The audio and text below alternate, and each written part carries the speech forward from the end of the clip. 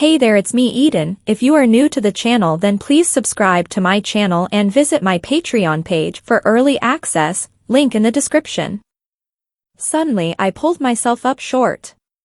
What was I thinking about? I was here, in a communal changing room in a girl's boutique, wondering how I looked in a red dress.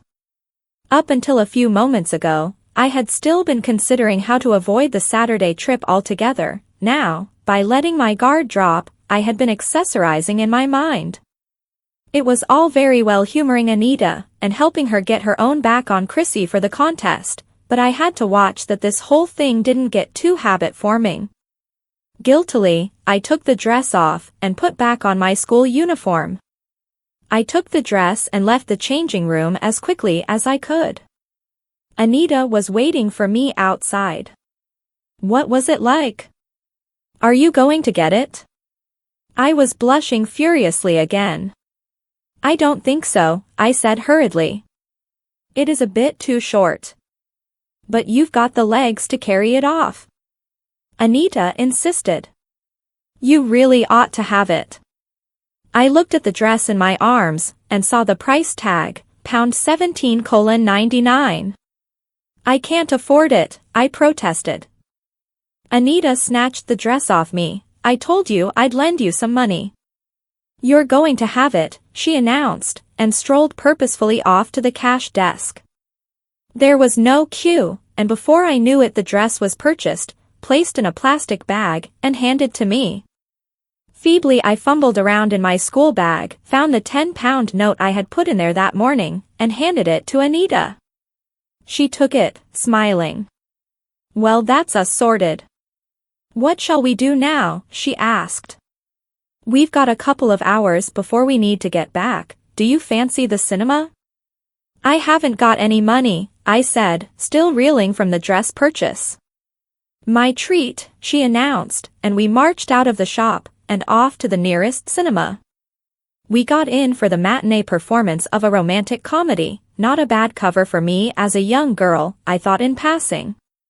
The cinema was virtually empty apart from us, and we got seats about 3 rows from the back.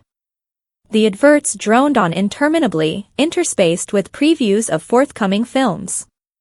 Recovering my composure in the dark of the cinema, I slipped my arm around Anita's shoulders. She didn't resist, and my spirits lifted. I leant across and kissed her, and she turned her head to receive the attentions of my mouth. I was in ecstasy, and oblivious to how this show of affection would appear to anyone who might have seen us. Fortunately no one did, but we separated as the lights rose to signal the intermission. Anita straightened out her hair and smiled at me. Shall we get an ice cream? She asked. I nodded in reply. She took out her purse and handed me the £10 note that I had given her earlier. I'd rather you went, I mumbled. Why? She asked. You're nearer the aisle. I know. I said, reluctant to confess the reason for my reluctance. It showed no sign of subsiding, however, so I decided that I had to confess. It's just that, well, you know on Saturday that you said 2 pairs of knickers and a pair of tights would hide my bulge? She looked at me with wide eyes, and then a sudden smile of realization. Oh, I see, she said, beaming at me. Very well, I'd better go then. She came back with 2 cones, which we ate during the interval. It was difficult not to resume our kissing with the lights on, but I held myself back for fear of offending the few other customers in there. After what seemed an unnecessarily long time, the lights went down for the beginning of the main feature. I tried to slip my arm around her again, but she pushed it away and leant across to me. I'd better be the boy this time, she whispered in my ear. You don't seem to be able to control yourself.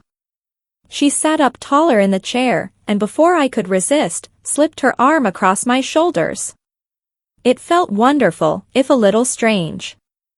I shuffled a little lower into my seat to make it easier for her, automatically holding on to my skirt as I did so.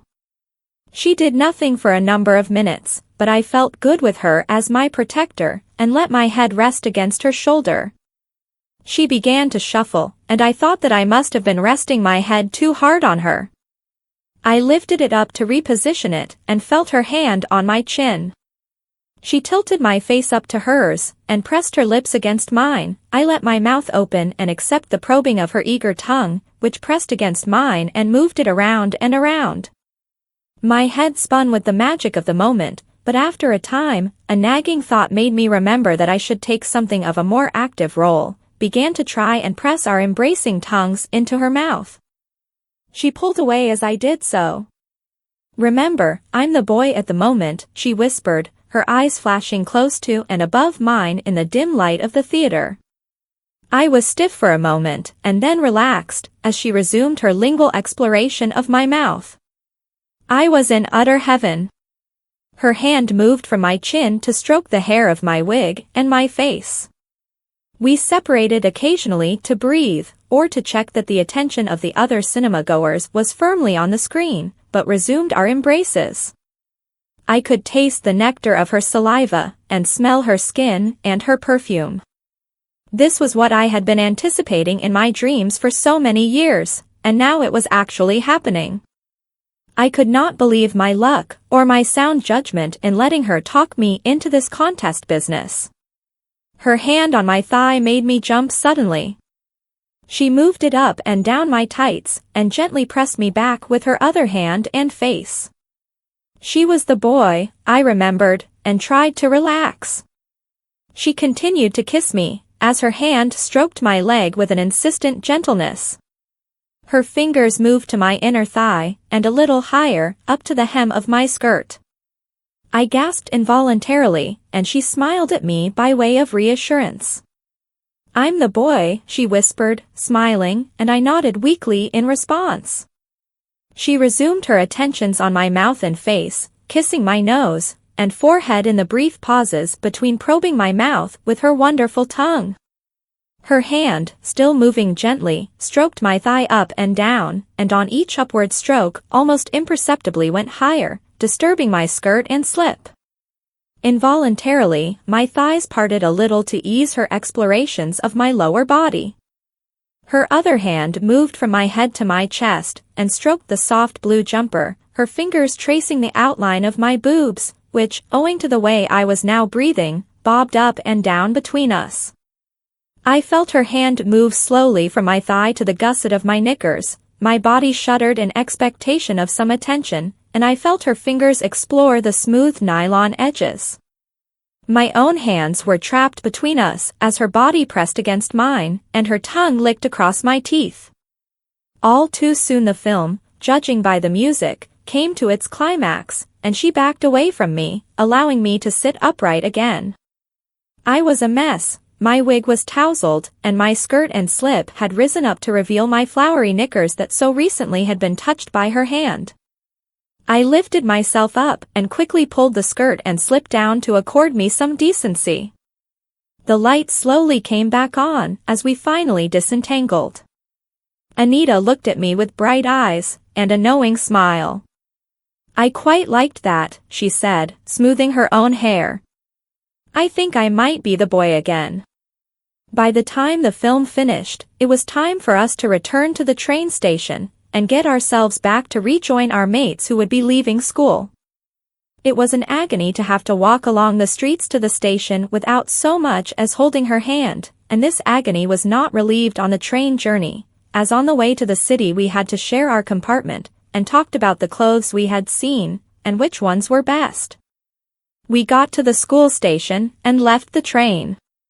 We rushed into the ladies' toilets, and I got into a cubicle, expecting Anita to join me. She did not, however, and waited outside on guard, as she put it.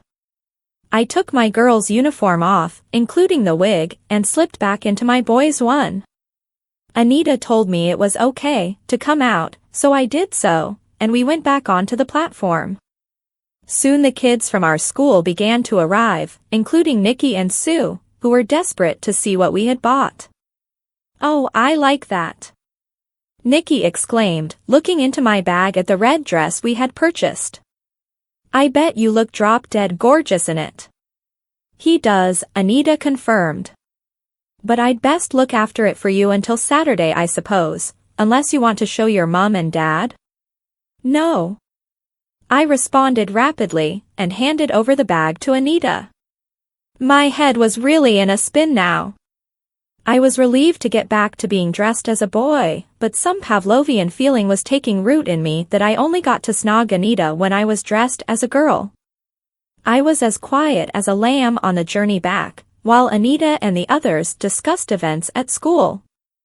Deeply confused, I consoled myself that I at least had 2 days to figure out what was going on before the contest.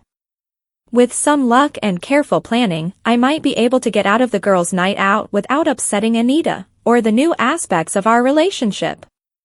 I wouldn't be confused by having to dress as Sarah for a while, which would help. As I stood up to leave the train, however, Nikki reminded me that I had already committed myself to another outing. Don't forget you're coming around to our house tomorrow after school, she announced, looking me squarely in the eye. Then we're off to the theater with Lucy and the others. I had forgotten. I was still too dazed to object, so nodded.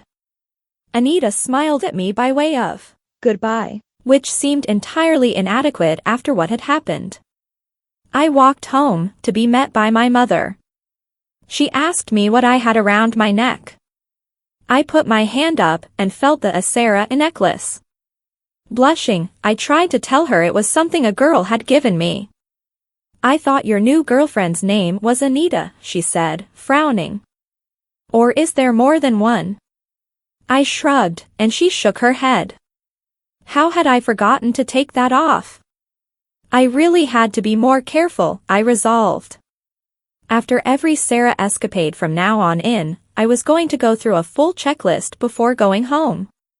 My dreams that night were erotically charged like never before, including one where Anita and I got married because I was pregnant. That disturbed me enough to wake me, and I realized that my hand was playing with my nipples under my bed shirt. I'll be the boy next time, I silently resolved to myself, and fell back asleep.